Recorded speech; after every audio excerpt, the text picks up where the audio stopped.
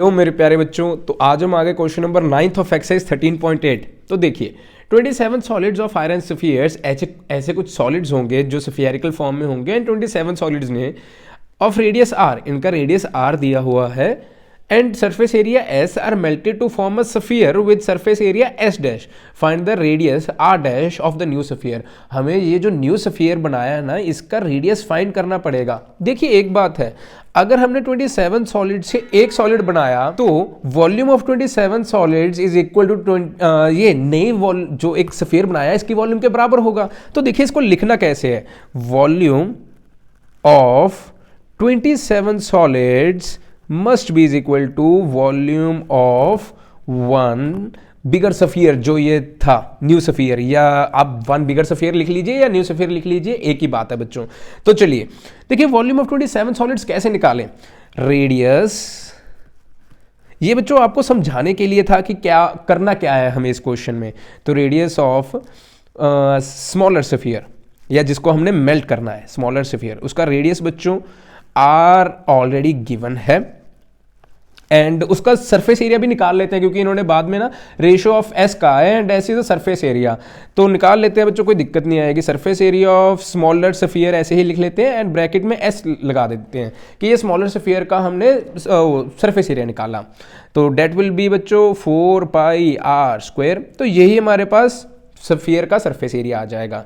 अब आगे चलते हैं बच्चों, volume of smaller sphere, that is 4/3 pi r cube.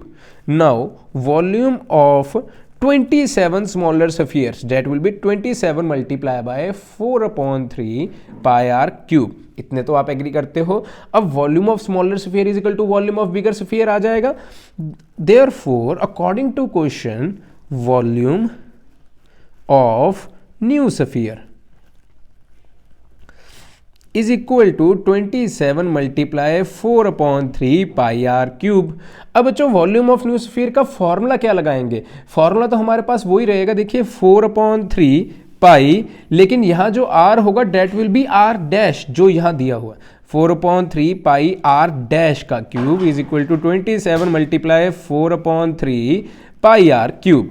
यहाँ 4/3 कट किया, पाई को पाई के साथ कट किया एंड हमारे पास जो फाइनल आंसर बचेगा बच्चों that will be R dash cube is equal to 27 R cube. यहाँ बच्चों क्यूब है, उधर जाके क्यूब रूट हो जाएगा and R is equal to 27 R cube का क्यूब रूट। अब एक ऐसा नंबर चाहिए जिसको 3 बार मल्टीप्लाई करें तो 27 आए and that will be our 3 into 3 into 3 that is 27। तो यहाँ 3r आ जाएगा, r डैश की वैल्यू। तो जो रेडियस होगा बच्चों न्यू स्फीयर का, यहाँ हमारा पहला पार्ट खत्म हुआ, that will be 3r। Now ratio of their surface area, बच्चों रेशो निकालनी है। देखिए रेशो कैसे निकालें, रेशो इज इक्वल टू, देखिए सरफेस एरिया जो पिछला था उसका जो सरफेस एरिया आया था s की value that is 4/3 pi r, sorry 4 pi r square, sorry 4 pi r square. Now जो न्यू रेडियस आया that is new radius that is 3r। तो surface area of new sphere, जो हमने बड़ा सारा स्फीयर बनाया था जिसको हम s डैश से रिप्रेजेंट करेंगे, that will be 4 pi r dash cube, जो हमारे पास आंसर बनेगा 4 पाई r 3r का क्यूब। तो इसको जब हम सॉल्व करेंगे बच्चों 4 पाई 27 r क्यूब आ जाएगा। अब बच्चों हमने इसका रेशो फाइंड करना है s अपॉन s डैश। तो देखिए कैसे, 4 पाई r स्क्वायर अपॉन, देखिए जो ये पहला s आया था इसको डिवाइड करना है 4 पाई 27 r क्यूब से। 4 से 4 कट, पाई से पाई कट, ओ सॉरी बच्चों क्यूब, ओहो क्यूब नहीं बच्चों, यहाँ स्क्वायर होता है 4 पाई r स्क्वायर, सॉरी यहाँ गलती हो गई। तो यहाँ बच्चों 9 आ जाएगा, यहाँ 9 स्क्वायर। एक फॉर्मूले में थोड़ी सी गलती हो गई थी, क्यूब लिख दिया, स्क्वायर लिखना चाहिए था मुझे।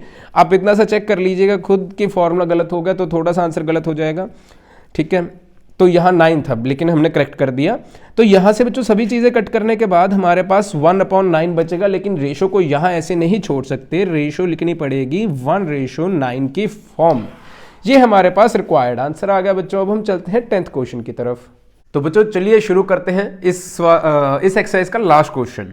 A capsule of medicine is in the shape of diameter 3.5 millimetre. तो बच्चों आपको मालूम है कि मैं क्या करूंगा सबसे पहले, अब तो बच्चों लास्ट क्वेश्चन है, आप ट्रेंड हो गए इस चीज़ में कि डायमीटर अगर हमें 3.5 मिलीमीटर दिया हुआ तो हमें रेडियस निकालना होगा, that is 3.5 divided by 2 millimetre. इसको ऐसे ही छोड़ दीजिए, अगर ज़्यादा से ज़्यादा आपको करना है तो 35/20 लिख लीजिए, क्योंकि पॉइंट के बाद एक डिजिट है तो एक जीरो नीचे, 35/20 मिलीमीटर इतना कर लीजिए अगर आपको ज़्यादा करना है, कटिंग मत कीजिए इसके आगे। अब चलते हैं बच्चों वॉल्यूम, हमने निकालना है how much medicine is needed to fill this capsule. Medicine कितनी लगेगी इस कैप्सूल को फिल करने के लिए, यानी कि इसमें कितना मेडिसिन भरा जाएगा, तो वो हमें वॉल्यूम से पता लगेगा।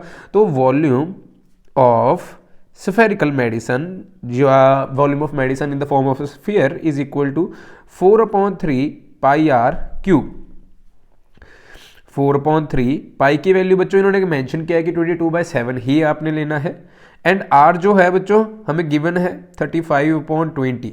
अब इसका क्यूब यानी कि इसको 3 बार मल्टीप्लाई करना है, 35/20 मल्टीप्लाई 35/20, दैट्स इट, हमें ऐसे करना पड़ेगा। अब बच्चों कटिंग हमारा फेवरेट पार्ट, 7 1 जा 7 5 जा 5 1 जा 5 4 जा 4 से 4 कट, 2 10 जा 2 11 जा।